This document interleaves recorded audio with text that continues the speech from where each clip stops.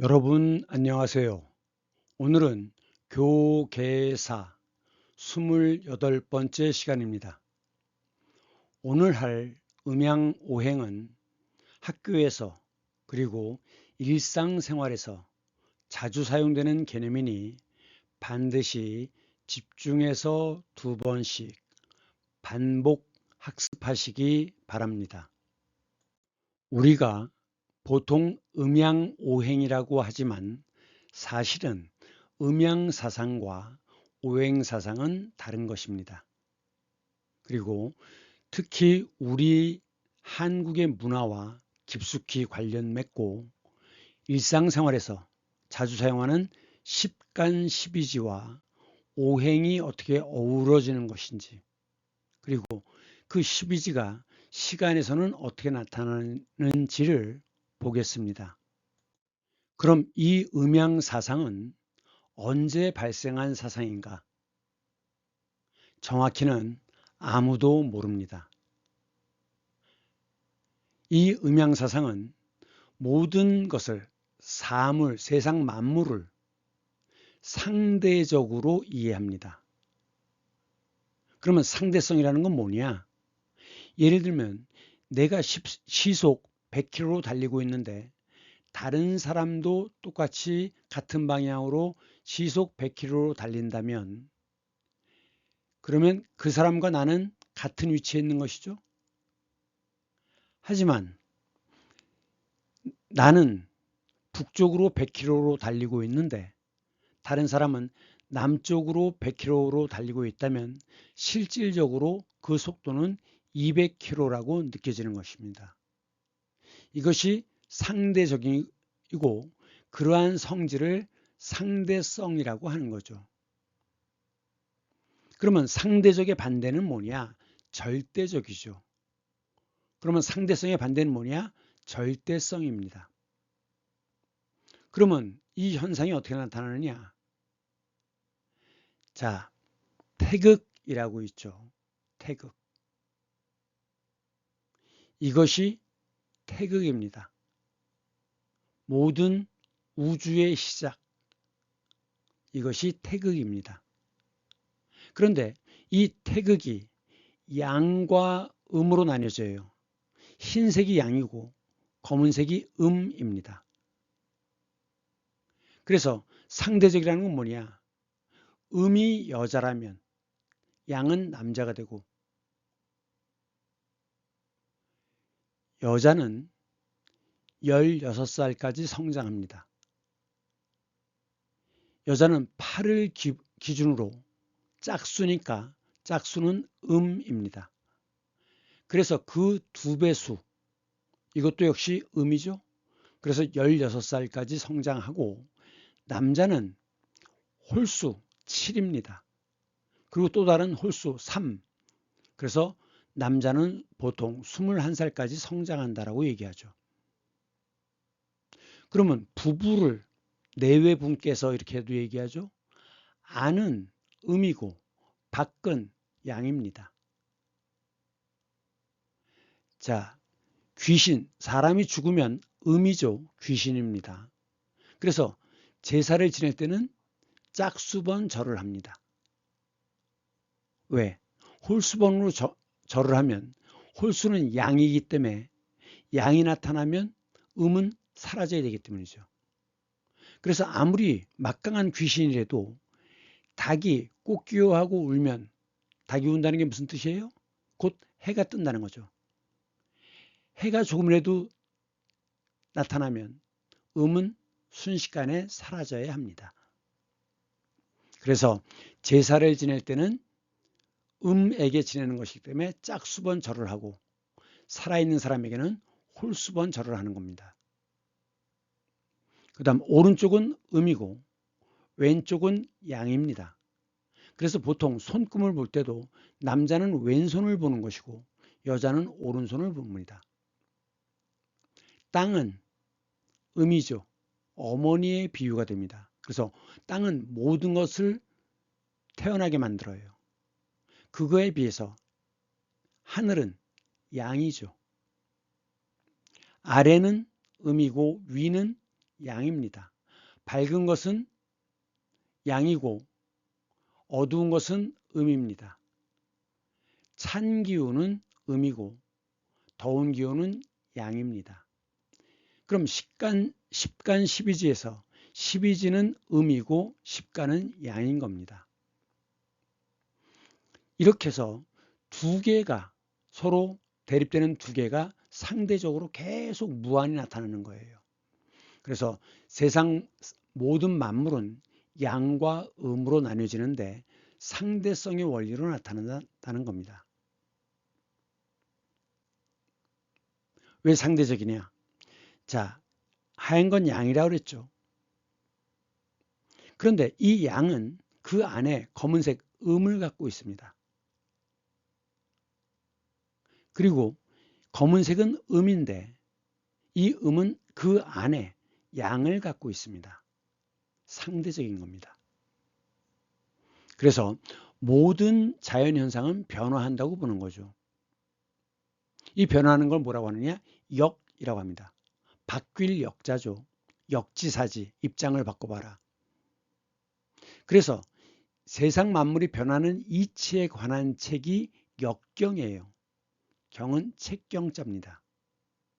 이 역경 중에서 가장 대표적으로 유명한 책이 뭐냐? 주나라 시대 때에 사용하던 역경입니다. 그래서 역경하면 보통 사람들은 주역이라고 얘기를 해요. 그런데 이 음양사상은 오행사상과 더불어서 동양의 철학 그리고 한의학, 이 한자를 쓰면 중국을 뜻하죠. 그 다음 이 한을 쓰면 이건 우리나라를 가리킵니다. 그래서 요즘은 어떻게도 구분하냐면 한의학을 중국 것은 중의학이라고 얘기하고 우리의 전통적인 의학은 동의학이라고도 얘기합니다. 그래서 허준의 동의보감이라는 책이 있죠. 그리고 동양의 역사 그리고 한국학 이쪽을 공부하려면 반드시 음양오행사상을 이해해야 됩니다. 그래서 옛날의 선비들은 웬만하면 다 침을 놓을 줄 알았고 뜸을 뜰 줄 알았고 한약을 지을 줄 알았습니다. 왜? 이 성리학의 바탕이 되는 것이 바로 음양오행사상이기 때문에 그렇습니다. 그래서 음양사상에서 나온 것이 한글의 모음입니다. 오행사상에서 나온 것이 한글의 자음입니다. 이것은 나중에 다시 자세히 설명하겠습니다. 이 태극은 음과 양으로 나뉘는데 이 두 가지를 양의라고 합니다. 그런데 이 음은 다시 둘로 나뉩니다. 이 음은 다시 둘로 나뉩니다. 뭐로?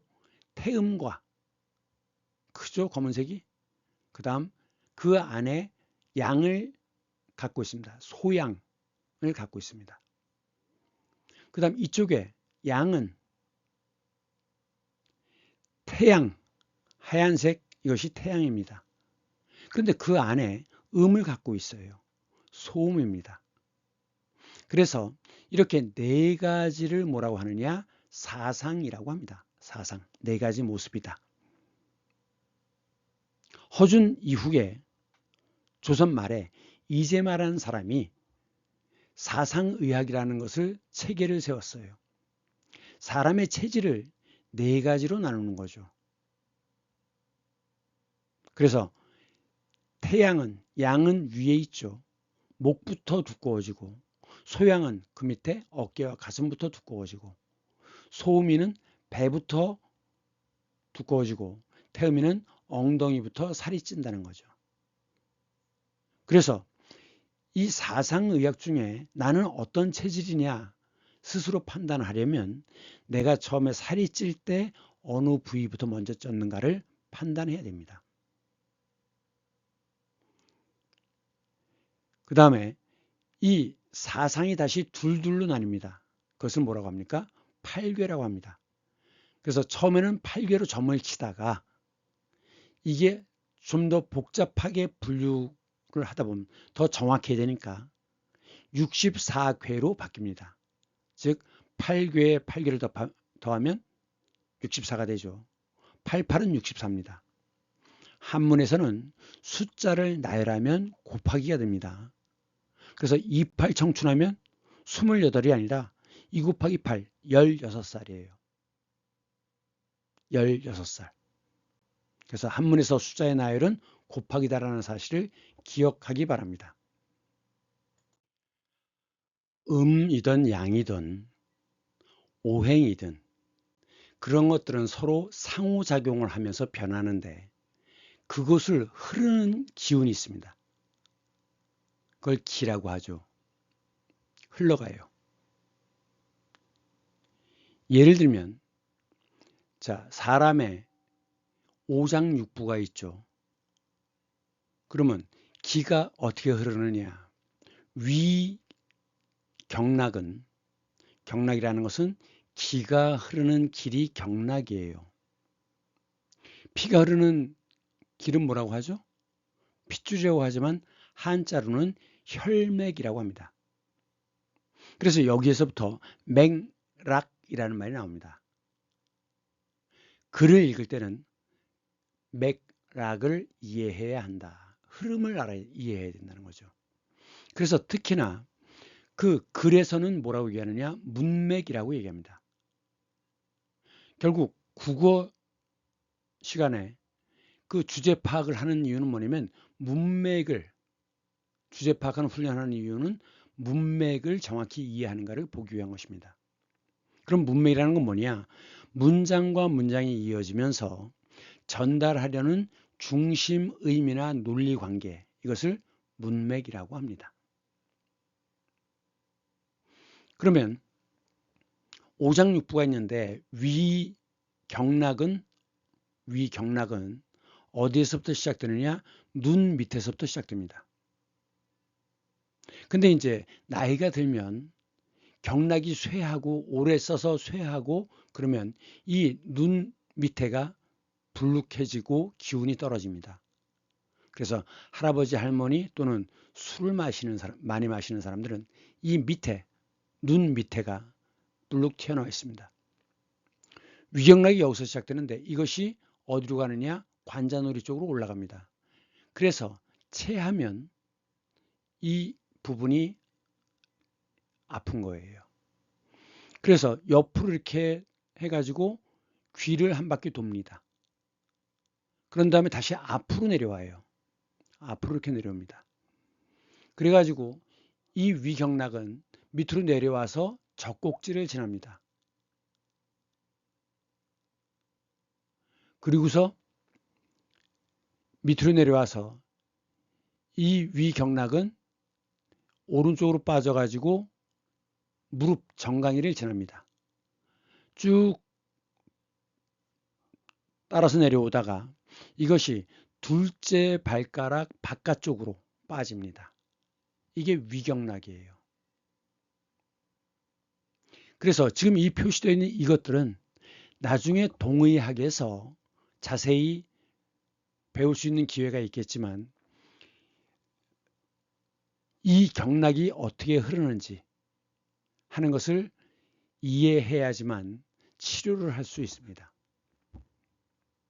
다시 위경락은 눈 밑에서부터 시작해서 관자놀이를 지나서 귀 뒤로 해서 다시 목의 앞쪽으로 내려와 가지고 이렇게 내려와서 젖꼭지를 지나서 그래가지고 이것이 무릎 정강이 뼈로 해서 두 번째 발가락 바깥쪽으로 빠진다는 겁니다. 그런데 지금 여기서 보시면 이 점들이 있죠? 이 점들이 뭐냐? 이 자리가 혈입니다. 혈. 그래서 뭐 무협소설 보면 혈도를 짚어서 뭐 말을 못하게 하고 움직이지 못하게 한다. 이게 다 혈입니다. 혈. 사람에게는 360개의 혈이 있다고 그래요. 그러면 자, 조금 전에 경락이라는 것은 기가 흐르는 길이라고 그랬죠?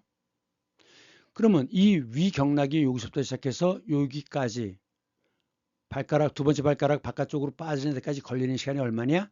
그것이 각입니다. 각. 그러면 옛날에 시간을 따질 때는 12지로 나눴어요. 그러면 1시는 몇 시간입니까? 2시간입니다. 1시는 8각으로 되어 있어요. 그러면 2시간 120분이니까 8로 나누면 1각은 15분이 되는 거죠. 15분. 그렇게 옛날에는 시간을 따졌던 겁니다. 그러면 17분은 뭐라고 얘기할까요? 1각 2분이라고 얘기하겠죠. 17분. 1각 2분. 이렇게 얘기했던 겁니다. 그 다음 혈맥이라고 하는 것은 핏줄이다. 경락은 기가 흐르는 길이다. 두 개를 합해서 맥락이라고 한다. 문맥은 글에서 나타나는 것이다. 라고 하는데 이 아까 혈이라고 하는 자리는 이렇게 쭉 따라가다 보면 약간씩 이렇게 좀 파여 있는 좀 들어가 있는 움푹까지는 아니지만 약간 들어가 있는 자리들이 있는데 그것이 혈입니다. 그럼 자 한양을 보신 적 있죠? 앞에서. 그러면 땅의 기운은 어떻게 되느냐?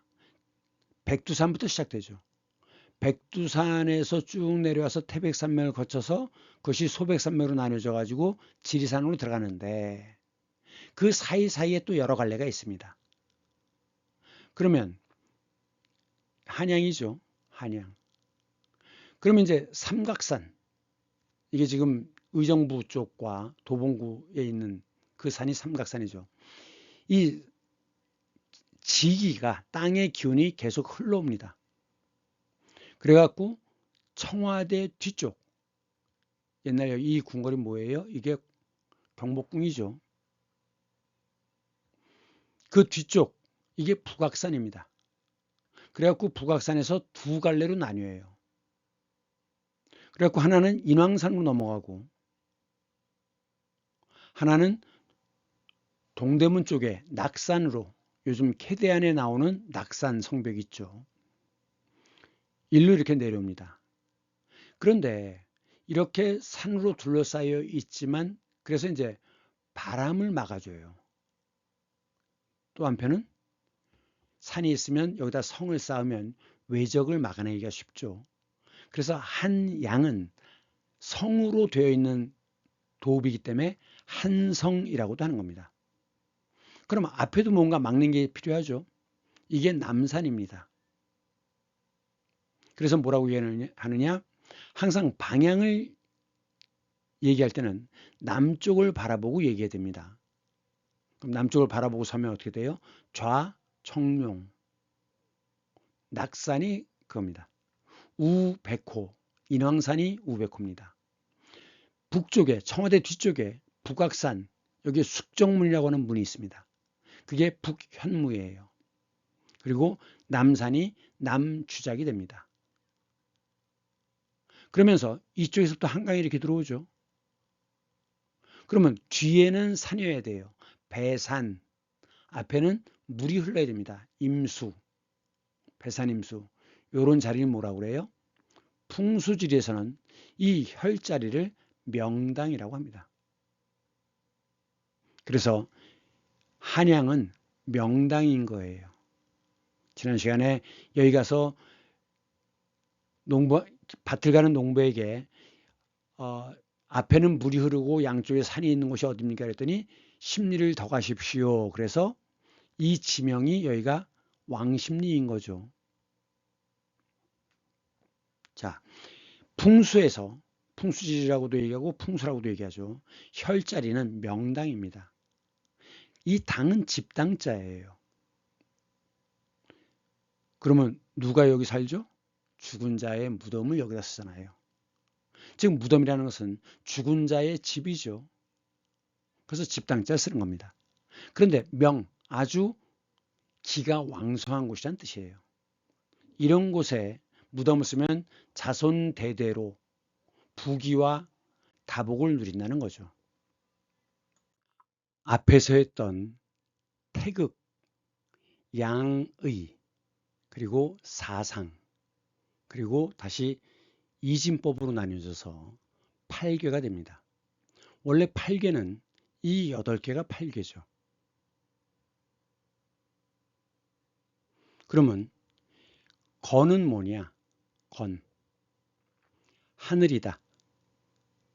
아버지고 동물로는 말이고 신체로는 머리고 방향은 북서향입니다. 그리고 오행으로는 금이에요. 고는 땅이죠. 그래서 우리가 곤감리 이렇게 얘기하지 않습니까? 이 고는 땅이에요. 그리고 어머니고 동물로는 소, 신체에는 배에 해당됩니다. 그리고 남서향이에요. 그리고 오행으로는 토입니다. 그래서 땅을 어머니라고 보통 비유하죠. 어머니에 비유합니다. 땅은. 감은 이것은 물입니다. 왜 물이 위에 있죠? 비가 돼서 내리니까. 그래서 물이 위에 있는 겁니다. 가족관계에서는 두 번째 남자고 가운데 남자고 동물로는 돼지, 신체로는 귀, 정북향, 오행으로는 수입니다. 리는 불입니다. 불은 활활 타오르면서 위로 올라가죠. 그래서 불은 아래에 있는 겁니다. 아래. 그리고 음이기 때문에 중간 딸이고 동물로는 꿩, 신체에서는 눈이고 정남향입니다. 그리고 오행으로는 화에 해당돼요. 불. 그래서 지금 건곤감리라고 얘기하지만 이 건에 해당되는 것이 무수히 많습니다. 지금 여기서는 대표적인 것만 예로 든 거예요. 그 다음 이 8개와 오행을 같이 연결할 수 있어야 동양 철학이나 동의학을 시작할 수 있습니다.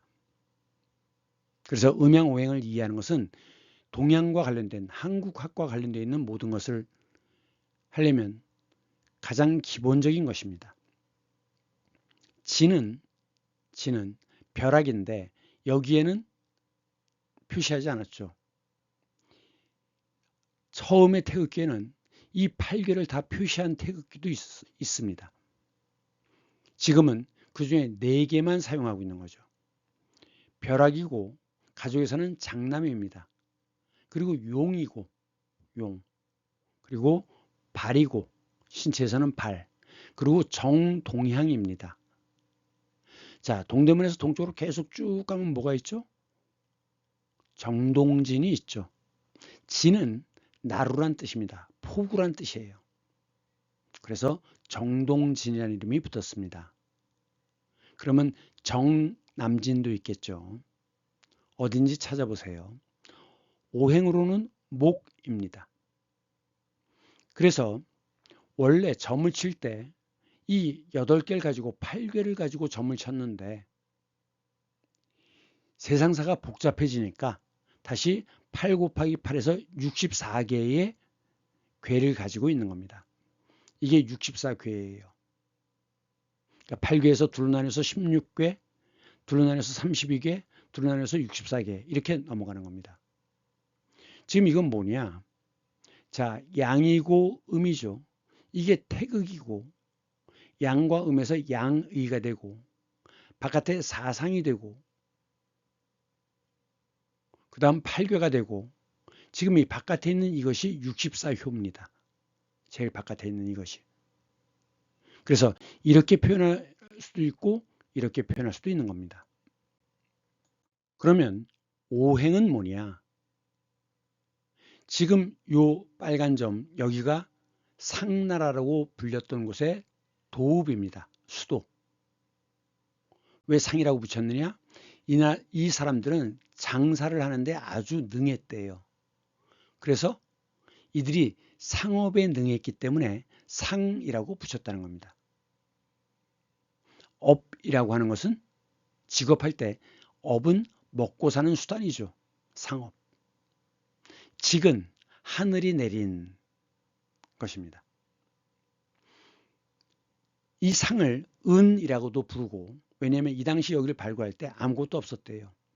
그래서 폐허가 되었던 곳이다. 그래서 은허, 은나라의 폐허가 된 곳, 그래서 은허라고 보통 부르는데, 여기에서 발견된 게 갑골 문자죠. 요건 다음 장에서 하겠습니다. 갑은 거북이 껍질, 등딱지, 배를 가리키는 겁니다. 그래서 딱딱하게 몸을 보호하기 위해서 그 병사들이 입는 것이 갑옷이죠. 갑옷. 골은 뼈골자지만 이것은 소의 넓적다리입니다. 여기에 글자를 새겼어요. 그래서 갑골 문자라고 하는데, 이들은 은나라 상나라는 동이족이라고 합니다. 자, 동이족이 살았던 지역은 이곳이 동이족이 살았던 곳이죠. 그래서 중국에서는 우리나라를 동이족이라고 불렀죠. 왜냐? 이 이자는 오랑캐 이자라고 하지만 사실은 뜻은 어떻게 되는 거냐? 클 대자에 활궁자입니다. 이 고구려 이쪽은 큰 활을 사용했대요. 그래서 클 때 활궁자를 합해 가지고 오랑캐라고 표현했던 겁니다. 동쪽 오랑캐. 그런데 이 은나라는 청동기 문화입니다. 이 뒤에 주나라가 일어나는데, 주나로부터는 동이족이 아니라 이들이 바로 중국 본토족입니다. 주나라는 철기예요. 그런데 청동기는 찌를 수는 있지만 베지는 못한다고 합니다. 근데 철기는 찌를 수도 있고 벨 수도 있죠. 그럼 둘이 붙으면 어떻게 되겠어요? 당연히 청동기가 밀릴 수밖에 없죠. 그래서 은나라가 주나라에게 멸망을 당하는데, 그 은나라의 마지막 장수가 누구냐? 이름이 치우라고 합니다. 근데 워낙 전쟁에 능했기 때문에 주나라가 들어서고 난 다음에 이 주나라 사람들이, 중국 사람들이 이 치우를 자기들의 전쟁 신으로 모셨다는 거죠. 그래갖고 이것을 우리나라 붉은 악마들이 이 치우의 모습을 갖고 응원할 때 사용하죠. 예, 붉은 악마의 상징입니다. 그러면 오행은 어떻게 되는 거냐? 이 은이 바로 땅의 중심, 우주의 중심인 겁니다. 자, 항상 방향을 얘기할 때는 남쪽을 바라봐야 된다 그랬죠? 자, 돌아서 보세요. 남쪽을 바라보고. 그럼 어떻게 되냐? 좌는 청룡. 왜? 은나라의 동쪽은 바다잖아요. 그 물을 지배하는 것이 용이죠. 근데 바다 색깔은 푸르죠. 그래서 청룡입니다.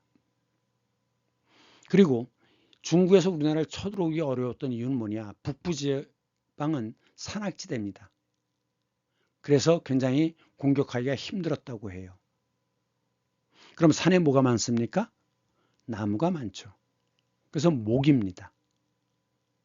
그런데 해는 동쪽에서 떠서 서쪽으로 지죠. 그러니까 해가 뜬다는 뜻은 뭐예요? 점점 따뜻해진다는 뜻이죠. 그래서 계절로는 봄입니다. 오른쪽은 어떻게 되느냐? 우백호. 이쪽은 사막지역입니다. 사막지역. 그런데 여기에 텐산 산맥이 있어요. 텐산 산맥은 만년설이죠. 만년 동안 녹지 않는 눈이 있는 거예요. 그런데 이쪽은 사막지역이기 때문에 온도 차이가, 일교차가 가장 큰 곳입니다. 그럼 온도 차가 심하다는 얘기는 뭐예요? 낮에는 50도, 새벽에는 10도, 5도 이렇게 떨어지죠. 이 기온차가 심하기 때문에 금속이, 땅이 풍화와 침식을 많이 당합니다. 그래서 이쪽은 금속이 많이 노출되어 있어요. 그런 것을 노천광이라고 하죠. 그래서 금속이 많기 때문에 이 서쪽은 우는 오행으로 금입니다. 계절은 해가 떠서 지죠. 그러면 이제 점점 추워지잖아요. 그래서 가을입니다. 남쪽은 이 지역인데 이것은 아열대입니다. 이글거리는 태양. 그래서 오행으로 화입니다. 그럼 매우 덥겠죠? 그래서 계절은 여름이에요.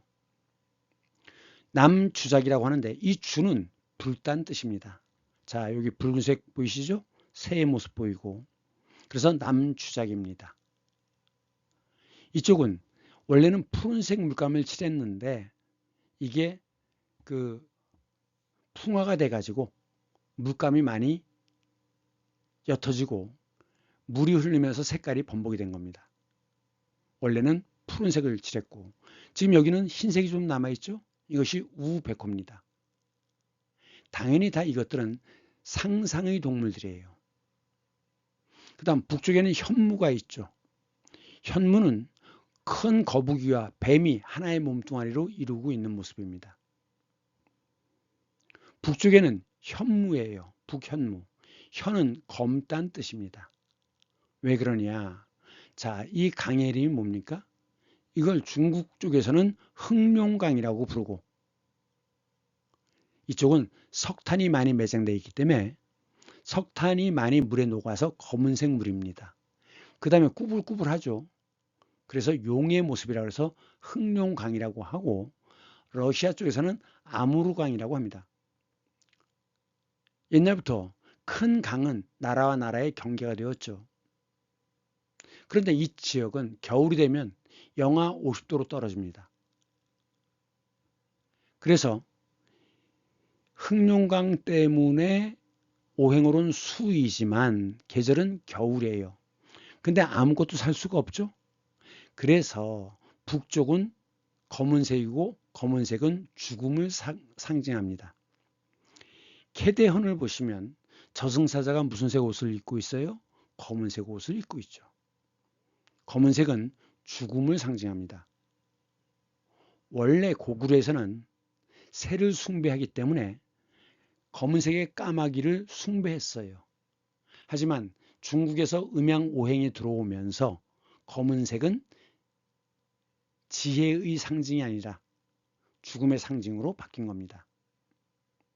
그리고 그 좌청룡, 우백호, 남주작, 북현무의 그림을 그려놓고 가운데는 황토를 깔아요. 왜? 중국은 이쪽이 황토죠. 그래서 오행으로는 토지만 색깔이 누래요. 그래서 이 흙이 많이 이쪽으로 들어왔기 때문에 이 바다를 뭐라고 부릅니까? 황해라고 부르잖아요. 서해를. 바로 황토 때문에 그렇습니다. 그래서 오행으로는 토고 색깔로는 황이다. 그리고 그 황토를 깔고 그 위에다 관을 올려놨어요. 총이라고 하는 것은 주인을 알 수 없는 무덤일 때 총이라고 하죠. 사방에 4개의 신령스러운 동물을 그려놨기 때문에 사신이라고 하고 그래서 이름이 사신총입니다. 그럼 이 중앙의 계절은 뭐냐? 여기는 늦여름입니다. 기본적인 것이니까 자연을 본떠 만든 이 오행의 체계를 반드시 이해해야 합니다. 그래서 이 5가지 색을 뭐라고 합니까? 이것을 오방색이라고 합니다. 오방색. 오방색 매우 중요합니다. 그래서 오색 찬란하다라고 할 때는 이 5가지 색을 가리키는 말이에요. 그러면 오행을 화수목금토라고 했죠. 거기에 태양이 뭐죠? 해죠. 일. 태음은 월입니다. 그래서 오행과 음양을 합해서 일주일의 명칭이 되는 거죠. 일월, 화수, 목, 금, 토 이렇게 됩니다. 이게 오행인데 12지는 다시 띠를 갖고 있죠. 띠. 그래서 자축, 인묘, 진사오미, 신유술해라고 하는데 이 12지를 오행으로 나누면 이 색깔 보이시죠? 이거는 수입니다. 흑룡강, 검은색. 이것은 토입니다. 누런색, 토. 이것은 화입니다. 이것은 목입니다. 자, 목인데 갑을은 목이고 병정은 화고 무기는 토고 경신은 금이고 임계는 수입니다. 그런데 이건 왜 파란색이고 이건 왜 녹색이냐? 우리나라에서는 원래 파란색과 녹색을 구분하지 않았습니다. 그래서 푸른 하늘이라고 하죠. 사실은 푸른 하늘은 옅은 청색이죠. 그런데 푸른 바다라고 합니다. 녹색이죠. 청색과 녹색이 원래 우리는 구분되지 않았는데 20세기에 학교 교육이 시작되면서 미술 시간에 청과 녹을 구분한 겁니다. 원래는 푸르다라고 하면 청, 녹을 다 가리키는 말입니다. 그래서 이 순서를 여러분들이 외워야 돼요. 그리고 오행의 색깔도 같이 기억해 두시기 바랍니다. 12지도 물론 순서를 외워야 됩니다. 지난 시간에 병자호란, 임진왜란, 갑신정변 이런 것들을 쭉 했죠. 이게 19세기까지는 우리의 10간 12지를 사용한 연도 표시를 해왔기 때문에 구분하려면 여러분들이 이 순서를 외워야 됩니다. 한번 외우면 그렇게 어렵지 않아요. 어쨌든 10간과 12지를 합해서 뭐라고 한다고요? 간지라고 한다고 했어요. 그러면 오행에서 행은 뭐냐? 행은 들어오고 나가고 움직이는 것이 행입니다. 그래서 은행이 뭐예요? 원래는 지금은 지폐를 쓰지만 옛날엔 은을 다루었죠. 은. 금은 너무 귀하고 그래서 은이 들어왔다 나갔다 하기 때문에 은행이라고 했던 거고 그 다음에 중국에 가보면 동남아시아 가보면 약행이라고 써 있습니다. 약이 들어오고 나가죠. 근데 우리나라에서는 약행이라고 하지 않고 약방 또는 약국이라고 합니다. 작을 때는 방, 클 때는 국입니다. 자, 그럼 올해는 무슨 해예요? 을사년이죠. 뒤에 있는 게 12지죠. 사가 뭡니까? 사는 뱀입니다. 그런데 앞에 있는 을은 오행을 나타내요. 을은 뭡니까? 목이죠. 푸른색이죠. 그래서 을사년은 푸른 뱀의 해입니다. 그럼 내년은 뭐가 되겠어요? 을 다음이 뭐예요? 을 다음 병이죠. 병. 그러면 사 다음은 뭐예요? 오죠. 사오. 그래서 병은 붉은색이에요. 오는 말이죠. 그래서 내년은 붉은 말의 해가 되는 겁니다. 여러분들이 10간과 12제 순서를 기억한다면 이제 달력 또는 한국문화에서 따지는 이런 것들을 다 이해할 수 있을 겁니다. 그러면 10간과 12지가 갑자, 을축 이렇게 하면서 쭉 돌아요. 근데 이쪽은 10개고 여긴 12개니까 한 바퀴 다 돌려면 10과 12의 최소 공배수가 얼마예요? 60이죠. 그래서 한 바퀴 도는 그것을 60갑자라고 합니다. 갑을병정 무기경신임계 자축인묘 진사오미 신일술에 제일 앞에 글자를 따는 거죠. 그 다음에 띠동갑이란 말이 있어요. 갑이 같다. 즉 갑자가 같다는 거죠. 10간 12지가 같다는 겁니다. 그럼 띠라고 하는 건 12지를 사용하니까 동갑이면 어떻게 돼요? 12살 차이죠. 그러니까 67년생이 양띠면 그 다음에 12를 더해봐요. 79년생이 양띠입니다. 그래서 67년생과 79년생은 띠동갑이 되는 거예요. 12살 차이입니다. 그 다음 육순이란 말이 있어요. 순은 열이란 뜻입니다. 열흘순. 그럼 육순이면 뭐가 돼요? 10개가 6개 있으니까 한국 나이로 60을 육순이라고 합니다. 자, 한 달을 열흘씩 나누죠. 어떻게 나눠요? 처음 열흘을 초순, 다음 열흘을 중순, 21일부터 말일까지를 하순이라고 하죠. 그럼 이제 환갑이라는 건 뭐냐? 다시 갑자로 돌아왔다는 뜻입니다. 돌아올 환자예요. 회갑은 돌회자입니다. 그러니까 갑자에서부터 시작해서 다시 갑자로 돌아오는 것이 만으로 60이에요. 따라서 환갑은 만으로 60살, 한국 나이로는 61살인 겁니다. 환갑과 회갑은 같은 뜻이에요. 그런데 진갑이라는 말이 있습니다. 이건 뭐냐? 다시 60갑자를 돌고 또다시 돌기 시작해요. 그러면 진갑은 환갑 다음 해가 진갑인 겁니다. 그 다음 사주팔자라는 말이 있는데, 사주라는 건 주는 기둥주자예요. 뭐냐? 태어난 년, 월, 일시 4개죠. 이것을 사주라고 합니다. 그러면 각각 년도 10간 중에 한 자, 12주 중에 한 자, 월도 10간 중에 한 자, 12주 중에 한 자, 이런 식이죠. 그럼 모두 몇 자가 돼요? 8자가 되죠. 그래서 옛날 사람들은 태어난 연월 일시에 따라서 운명이 결정된다고 생각했죠. 그래서 사주 아이고 내 팔자야 라고 하면 피할 수 없는 운명이란 뜻으로 쓰는 것이고, 그런 것을 한낱말로 숙명이라고 합니다. 여기서 숙은 자다란 뜻이 아니라 별자리, 즉 태어나기 전에 이미 정해진 그런 뜻이에요. 그래서 이것 사주를 따져서 운세를 따지는 것을 명리학이라고 합니다. 명리학. 그 다음 갑골 문자도 알아야 되겠죠. 갑은 아까 뭐라 그랬어요? 거북이의 배나 등딱지입니다. 이건 지금 거북이 배죠. 또는 골은 소의 넓적다리예요. 그러니까 옛날에 점을 칠 때 거북이 배나 등딱지를 날카로운 거로 이렇게 팝니다. 그 다음에 그걸 불에 쪼여요. 그러면 그 부분이 약하니까 이렇게 갈라지겠죠. 갈라지는 모습을 보고 점을 쳤습니다. 그래서 이 갑골이라고 하는 것은 점을 칠 때 사용하는 거였어요.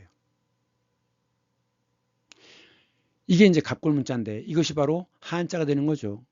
그래서 이 갑골 문자는 지금 여러분들이 볼 수 있는 글자를 몇 개 봅시다.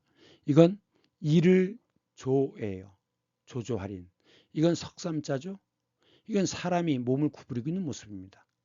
이것은 나무 목자죠. 줄기, 뿌리, 가지. 이것은 해가 햇볕이 이렇게 내리쬐는 겁니다. 볕 양자예요. 이것은 고기를 썰어놓은 겁니다. 스테이크. 그래서 쌓아놓은 거죠. 마늘 다자입니다. 이것은 발이 바깥쪽으로 나가서 있는 거예요. 각자란 뜻입니다.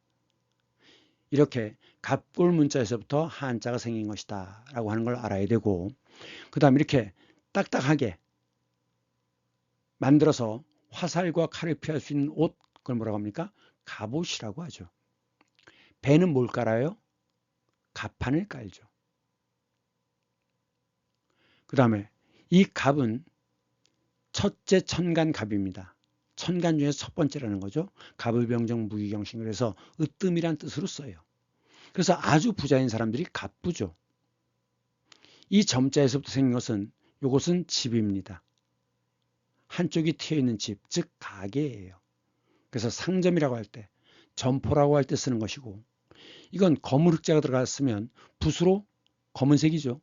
찍죠. 점찍을 점자예요. 그래서 점수라고 할 때, 또는 소수점. 자, 이것은 작은 숫자죠. 작을 소. 무엇보다 작아요? 1보다 작아요. 그래서 이렇게 빨간색 보이시죠? 이렇게 찍는 것을 소수점이라고 합니다. 그 다음에 쌀미가 들어가면 쌀로 옛날에 뭐 했어요? 풀을 썼죠. 요즘은 이제 쌀로 안 하고 밀가루로 하지만 쌀로 풀을 썼습니다. 그래서 풀은 끈끈해요. 끈끈할 점자입니다. 그래서 액체인데 끈끈한 액체를 점액이라고 해요. 그러한 성질을 점액질이라고 하죠. 그 다음 끈끈한 정도를 점도라고 합니다. 그 다음 우리가 이제 그 욕을 쓸 때 비유해서 병신육갑하네 이런 말을 이제 쓰는데, 이 육갑은 뭐냐? 갑자, 을축 이렇게 세잖아요. 옛날엔 계산을 10간 12지를 갖고 계산했습니다. 그러면 60번마다 한 번씩 돌죠. 그러면 갑자가 몇 번 들어갑니까? 60에서 갑자는 6번 들어가죠. 10간이니까. 그럼 이제 병신이라는 것은 뭔가 병이 들거나 몸을 다쳐서 온전치 못한 몸을 가리킬 때 몸신자입니다. 그래서 병신이라고 하는데 옛날에는 조선시대 때도 과거 시험 중에 산과라는 게 있었어요. 자, 이 산자 알아요? 예, 산수라고 할 때 계산하다. 그러니까 자, 시험 문제 내볼까요? 92 나누기 4는 얼마입니까? 23입니다. 그러면 어떻게 돼? 합격. 그게 산과예요. 옛날에 기술직들은 의사, 그 다음에 변호사 이런 것들 다 기술직들은 다 중인 계급이었습니다. 그렇다면 이 상과는 지금으로 치면 뭐가 되겠어요? 회계사 같은 게 되겠죠? 앞에서 모든 살아있는 생명체는 기를 지니고 있다 그랬죠. 기가 흐른다라고 했어요. 물론 살아있지 않은 땅, 산 같은 경우도 지기라는 게 있습니다. 지기. 여러분들 축지법 알아요? 축지법. 축지법이 뭐냐? 땅 속을 보면, 땅 밑을 보면 기가 흐르는데 어디는 굉장히 빨리 흐르고 어디는 천천히 흘러요. 그럼 축지법이라는 건 뭐냐? 빨리 흐르는 길을 볼 수 있는 눈입니다. 거기다 발을 딱 한쪽으로 올리면 슉 가는 거예요. 또 이제 그게 기가 약해지죠. 그러면 약해지기 전에 또 그 옆에 지나가는 빠른 길을 또 올라타는 거죠. 그게 축지법입니다. 먼 거리를 줄여서 간다. 그래서 축지법이라고 해요. 기가 있고 혈이 있다고 그랬습니다. 경락은 기가 흐르는 길이라고 그랬죠. 그런데 주의해야 될 것은 이 혈은 구멍혈자예요. 근데 이 혈맥이라고 할 때 이 혈자는 피혈자입니다. 그래서 이것은 핏줄이란 뜻이에요. 한자가 다릅니다. 혼동하지 마세요. 이렇게 흐르는데 자, 그러면 12지는 어떻게 되는 거냐? 12지. 이거 갖고 시간을 따졌습니다. 시간이 있고 시각이 있습니다. 시간이 있어요? 2시부터 4시까지 시간이 있어요? 예, 사이간자죠. 그거에 비해서 시각은 지금이 몇 시냐라고 할 때 시각입니다. 이때 시는 지금으로 치면 2시간이에요. 2시간. 그래서 1시는 8각이라고 했습니다. 그럼 이 각은 왜 생겼는데 아까 위경락 설명했죠? 여기서부터 이렇게 쭉 돌아서 이 끝까지 가는데 1각이 걸리는 겁니다.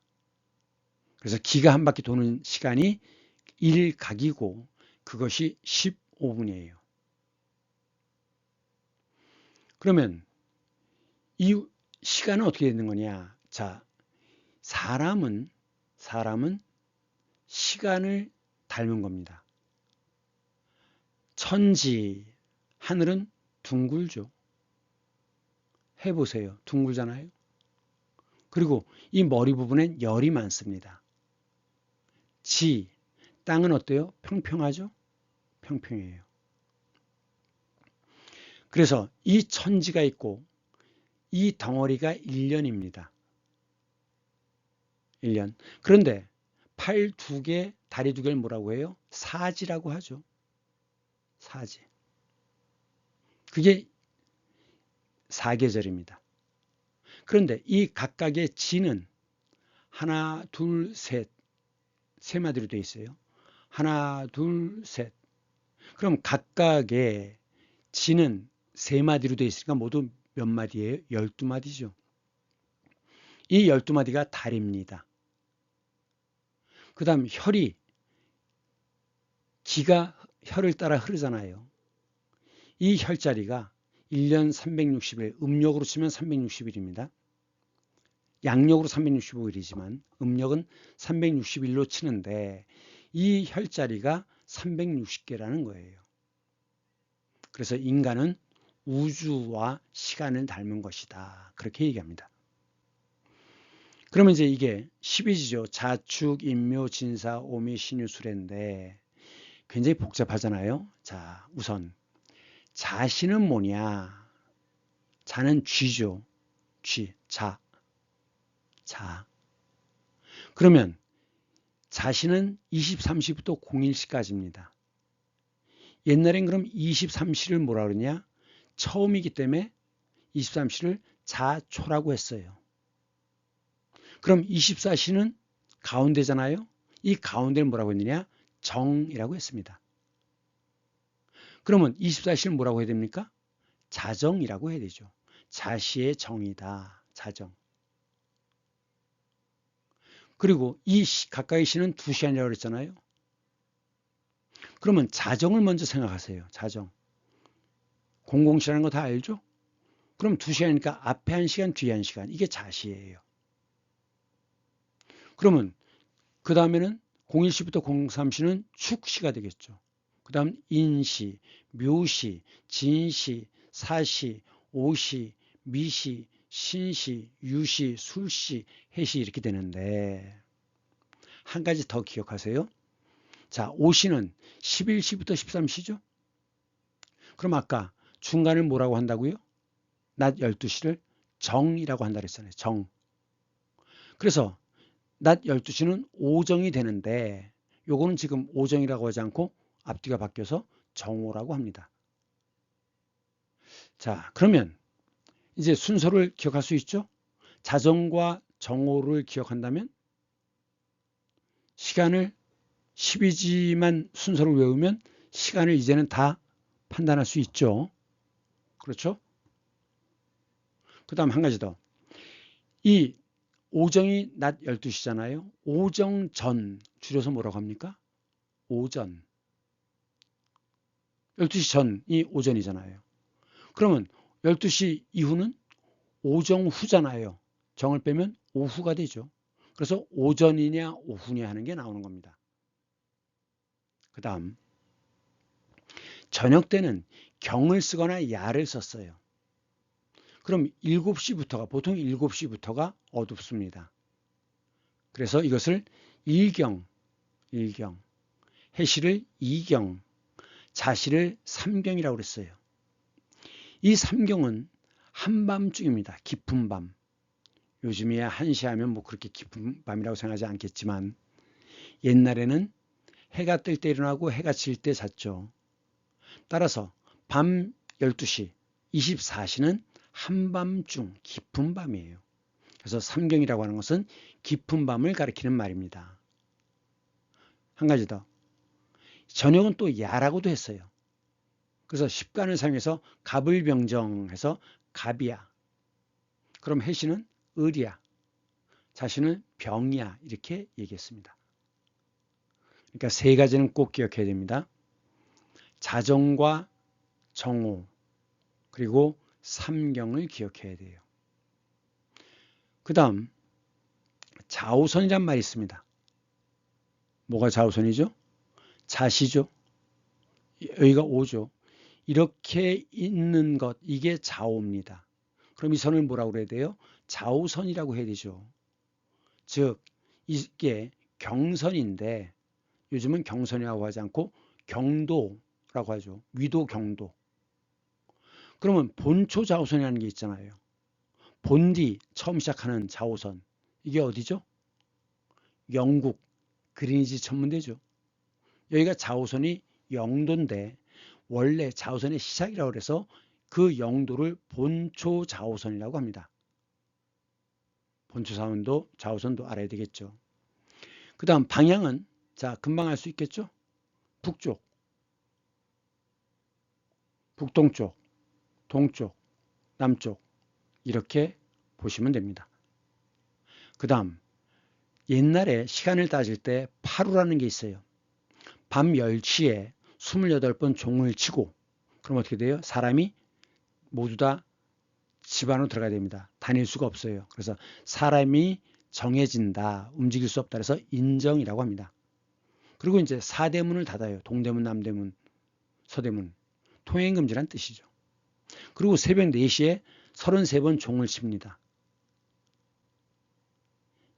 무엇으로? 물시계가 기준이에요. 여기다 물을 담아서 다시 이 물이 조금씩 흘러서 여기로 온 다음에 다시 이것이 이쪽으로 흘러오도록 되어 있답니다. 그래서 이제 문을 닫을 때 여기다 물을 가득 채워놓고 이제 시간이 되면 새벽 4시가 되면 여기가 다 물이 다 이쪽으로 흐르는 게 끝나죠. 파는 끝낼 파자고 루는 흐를 누자입니다. 비밀을 바깥으로 알리는 게 뭐예요? 누설이죠. 누설. 흐를 루자예요. 그래서 이 물이 흐르는 게 끝난다. 그래서 새벽 4시 종 33번 칠 때 이때를 파루라고 하는 겁니다. 자, 오늘도 또 50분을 넘었네요. 정말 대단히 미안합니다. 나눠서 설명하면 연결이 잘 안 되기 때문에 부득이한 것입니다. 여러분들이 이해해 주시기 바랍니다. 자, 모두들 수고 많았고요. 이 음양오행은 학교와 일상생활에서 반드시 필요한 것이기 때문에 완전학습을 해야 된다 그랬죠. 완전학습이 뭡니까? 끝나자마자 바로 10분 이내에 즉시, 그 다음 잠자기 전 토요일 날 몰아서, 그 다음 한 달에 마지막 일요일에 복습하는 것, 이렇게 완전학습을 해야 됩니다. 음양오행사상과 십간십이지는 여러분들이 중고등학교뿐만이 아니라 대학에서도 또 입사시험에서도 늘 필요합니다. 고등학교에서는 이것을 반드시 알아야 돼요. 지금 중학교 과정이긴 하지만 천천히 복습한다면 그렇게 어렵지 않을 거라고 생각합니다. 자, 다음 시간에는 보건소, 보고서, 하늘에서 떨어지는 복, 그리고 카피, 복사하다를 하겠습니다. 수고 많았습니다. 그럼 다음 주 월요일에 다시 만나요. 안녕.